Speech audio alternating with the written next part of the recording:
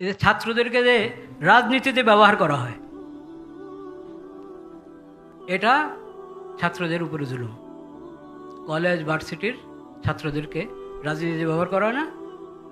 হ্যাঁ, প্রত্যেক দলের ছাত্রদল আছে, প্রত্যেক দলের ছাত্রদল। কেন? এটা জুলুম, এটা জুলুম। এমনকি এই ইসলামী দলগুলোর মধ্যেও তারা ছাত্রদেরকে, মাদ্রাসার ছাত্রদেরকে ব্যবহার করে অনেক ক্ষেত্রে। অন্যায় এটা। ঠিক যত রাজনৈতিক দল আছে, জেনারেলগুলো, তারা ছাত্রদেরকে, কলেজ ভার্সিটির স্কুলের ছাত্রদেরকে যে ব্যবহার করছে, এটা তাদের উপরে জুলুম। ছাত্রদের, সব লাইনের ছাত্র, ইলমে দ্বীন আর জাগতিক জ্ঞান বিজ্ঞানের ছাত্র, সবাই ছাত্র। বাকি তলেবে ইলম, মাদ্রাসার ছাত্র, ইলমোহের তলেবে ইলম, তাদের সাথে কারো তুলনা হয় না, এটা স্পষ্ট কথা। কিন্তু ওরাও সমাজের অংশ এবং ওরাও গুরুত্বপূর্ণ দায়িত্ব পালন করে জাগতিক জ্ঞান বিজ্ঞানের দ্বারা।